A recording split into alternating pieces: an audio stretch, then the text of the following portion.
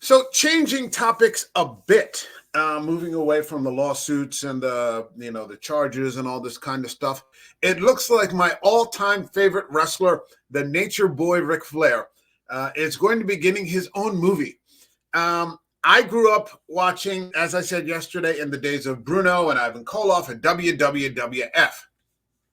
And so that was the early to mid 70s. It wasn't until the early to mid 80s here in New Jersey that we started getting television options for National Wrestling Alliance. So for years, I had been reading the Wrestler magazine or PWI, Pro Wrestling Illustrated, and seeing all these people like Dusty Rhodes and Flair and all these wild, Abdullah the Butcher and all these, just the Sheik and, all these crazy people that you weren't seeing in the WWF. You were seeing Coco Beware. You were getting Saturday Night's Main Event every once in a while, but Hogan was always winning. And, it wasn't the same.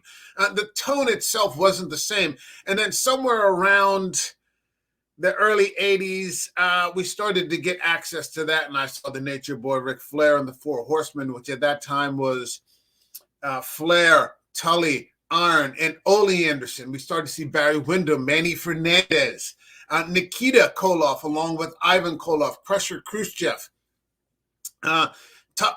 Magnum TA, Hands of Stone, Ronnie Garvin. I mean, it was just a more serious tone. And if you know me, that's the tone that I prefer.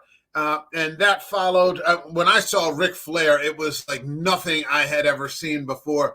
I mean, he was just cool and majestic, and he was insulting you about things that I had never considered, like, his clothes were better than yours, and he had all the women and, limousines and jets. And I remember seeing him land in a helicopter in the middle of a stadium and get out. And I couldn't fathom it. My friends and I, we would just, call each other on the phone. Holy shit, did you see that Ric Flair just landed in a helicopter? Or, Ric Flair was doing something on Saturday, and he beat Alex Wright. He was holding the tights. Or the 60-minute matches with Sting and Barry Windham. I mean, just amazing. So now I saw a little bit of him in the Iron Claw, and I thought the guy sort of captured the spirit of the Nature Boy. I love that he just came back and he was all busted up, and Kevin Von Erich thought that he really was like hurting him with the claw, and then Flair comes back. He's like, that was fucking great. I'd love to do that again. And he's just drinking a beer. Come on, let's go get fucked up. I think they captured the spirit of it, but now it looks like we're actually going to get a Ric Flair movie. Now, I was told that Netflix is carrying a biopic about him, or a documentary, but I looked and it's 2017, so it looks like the same 30 for 30 ESPN bio doc that they had a while back. It's nothing new. So I don't know, maybe I'll look at it, maybe I won't. I'll probably check it out, and then when I see that it's what I think it is, which I'm assuming it will, I'll just, switch over. But yeah, let's get into this. This is from SEScoops.com, and I'll be putting the link to this article in the description. Ric Flair biopic coming from The Rock's $7 production. This biopic will make you say, woo! Aaron Varble. And so this is from yesterday. It says, Ric Flair has 2 WWE Hall of Fame rings for a reason. His landmark career broke boundaries and records. For years now, fans should prepare themselves for a cinematic retelling of his life story. And, I mean, what is it? 5 wives, 6 wives. I think he said he slept with over 10,000 women. There's a lot of criticism about Flair now, still trying to, stay in the ring. But I think when it comes to, and I think a lot of guys don't relate to that, but when it comes to a guy like Flair, I think this is what he knows how to do. And I'm happy for him that he's having this new financial success, even though it's with the marijuana business, this, that, and the other. I'm just happy for him. I think he's making more money now than he ever did as a wrestler. No one's more excited for him than I am. The Wrap reports that the project will be produced by The Rock, Danny Garcia, and Hiram Garcia, partnering with Misher Films' Kevin Misher. Misher and $7 production have previously worked together on Fighting with My Family, a movie based on the life of Soraya.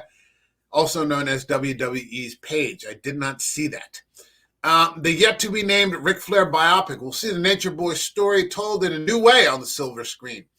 While hyping this upcoming project, Dwayne Johnson said, quote, "As a kid who grew up in professional wrestling, I idolized the Nature Boy Ric Flair, and I still do. If I hear a Ric Flair story, like I saw Rogan tell that story with Tony Hinchcliffe while Kurt Angle was on, I was just mesmerized and still went out in another live stream and retold the story. He was a hero to me. He kind of was to me, too. He went on to really expand on the Nature Boy's career. He was a hero to me. And once I broke into the wrestling business and began to spill my own sweat and blood, my reverence for Ric Flair turned to respect, because I realized just how rare and impossible it is to disrupt the wrestling business culture and truly change the game. And that's exactly what Ric Flair did. This project is personal, and we can't wait to tell his unbelievable story. As always, thank you for the house, Rick." And then, I couldn't agree more. His mic skills, unparalleled. The greatest of all time. Stevie Richards and his YouTube channel does a sub-thread or playlist of what went right, usually covering, we're talking about wrestlers who just execute things without flaw.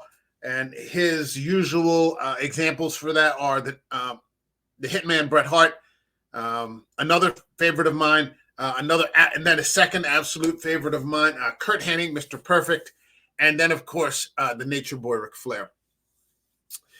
Ric Flair is known for his decades-long career, as he holds the record for being a 16-time world champion. I hope nobody ever, I don't want to see anybody ever really beat that. Now that he's with AEW, Flair remains a captivating figure no matter what he is doing on Tony Khan's show. Flair's autobiography, To Be the Man, is still a great read. I got to get a copy of that. I haven't read that. Oh, geez, I'm slacking. He also co-wrote Second Nature, a second autobiography with his daughter, Charlotte Nature. Okay, Charlotte Flair. I'm going to have to get a copy of that. Only time will tell what stories this new film picks to focus on, because Flair's career could be a docuseries by itself. So I can't be more excited. The Nature Boy Ric Flair on the big screen. They got to get the casting right. And I'm sure Flair's going to have a lot of input there. But I'm excited. I'm smiling just thinking about it. A Nature Boy Ric Flair movie. It's going to be fantastic. I hope you're excited too. That's my video. Like this video. Leave a comment. Are you a Flair fan? There are some Flair haters out there, but I'm not going to let you, ruin my mood with it. I can't be more amped. Let me know what you think. Is it going to be great? I'm sure all the wrestling community is going to go see it, whether it's just to hate on it or not, or love it like me. So leave your comments. Let me know what you think. Subscribe to the channel. Thank you very much. Have a great day, and God bless you. All right. Take care now. Bye.